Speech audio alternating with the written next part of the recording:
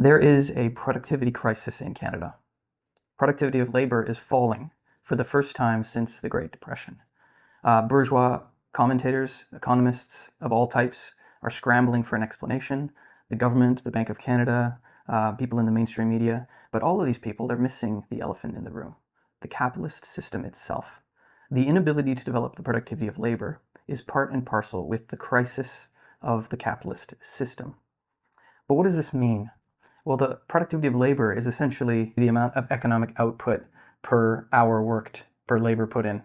The fact that this is falling should be concerning for all of us. For the entirety of the history of humanity, the development of the productive forces, labor productivity being a central measure of that, has been at the bedrock of the development of all society and all civilization. And all things like art, politics, culture, all actually base themselves on the development of the productivity of labor. And the fact that this is now declining is an indictment on the capitalist system. For a long time, Canada was actually one of the most productive economies in the world. Canada had some of the most efficient, productive manufacturing plants in auto manufacturing and other areas in the entire world. This contributed to Canada being an economic powerhouse on the world scale, developing the productivity of labor massively every single year. The fact that this is rolling in reverse should be concerning to all of us. And ultimately, this will lead and is leading to declining living conditions for working class people. And this is not an abstract discussion. This has real world implications, and this is shaking people's consciousness.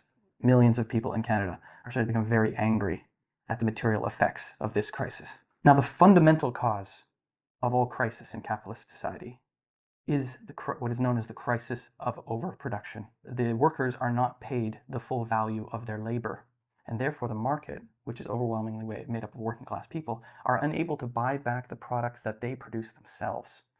So what this means is that capitalism actually has a tendency to enter into crisis, and it's the first system that has ever existed in which you have a crisis, not because there's not enough stuff, because there's actually too much stuff that the market cannot purchase, cannot absorb actually.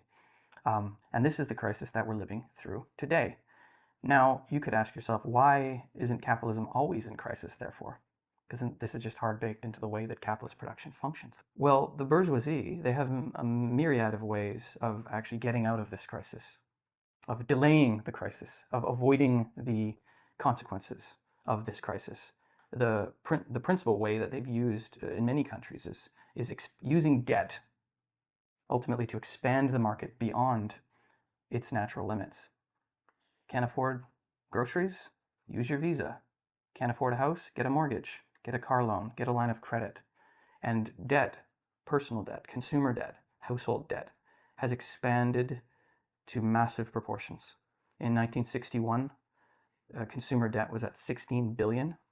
Today, it's at almost 3 trillion in Canada, which is around 50% more than the entire GDP of the economy.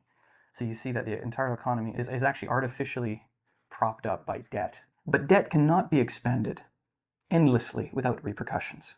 And now 2008, 2009, there was a huge crisis. This was known as the subprime mortgage crisis. And this was a rude awakening for the system, that all the methods that the capitalists had used, the massive expansion of debt, particularly in mortgages, had actually run its course. And actually would now, that's become the problem.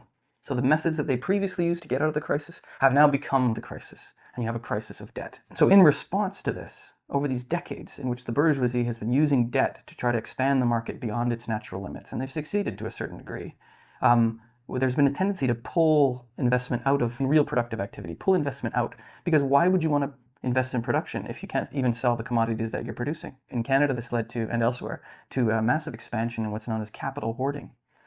Even the Bank of Canada, previously, the previous governor, Mark Carney, actually admonished the capitalists for not investing. He was saying, invest, why aren't you investing? At the height, there was $1.5 trillion sitting idly in corporate bank accounts. We're refusing to invest. Why would you invest if the market is so unpredictable, as you don't think you can sell your products? But of course, capitalists actually don't invest to produce. They actually invest to turn a profit. And there are many ways to turn a profit in our economy. And increasingly, the bourgeoisie has been finding ways to turn a profit without getting their hands dirty in the productive process. There's hundreds of billions of dollars, trillions of dollars worldwide sloshing around in the market looking for a way to turn a profit.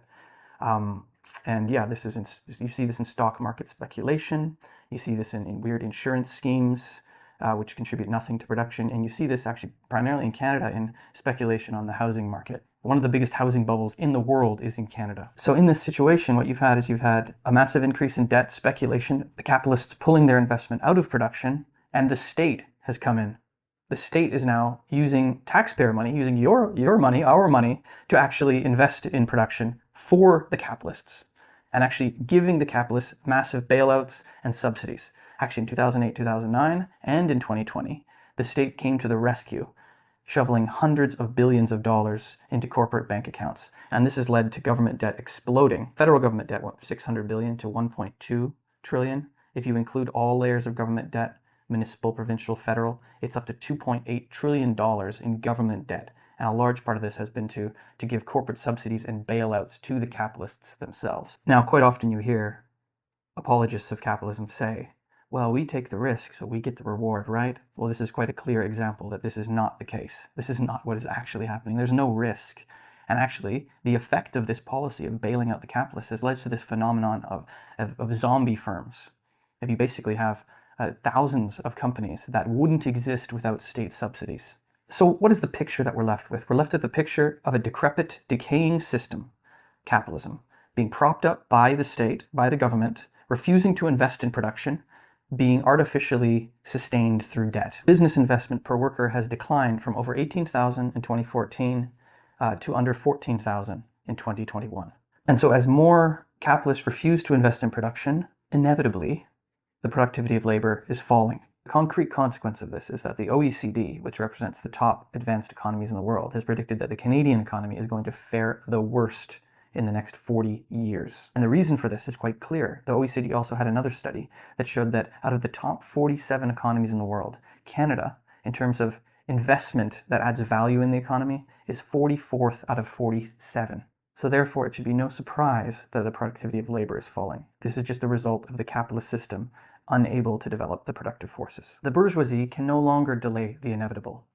They've used all the methods that they can, debt, government intervention, other things, to prop up their system. But now all these methods have turned into their opposite and are creating a massive crisis. Faced with an economy weighed down by debt, with the state intervening to prop up the system, with a declining productivity of labor and a massive economic crisis, many politicians and analysts are starting to draw the conclusion that a brutal reckoning is necessary. This is probably best exemplified by the Conservative Party leader, Pierre Poilievre, who's gone on a tirade against government spending and is promising to massively slash government spending in social programs and other things.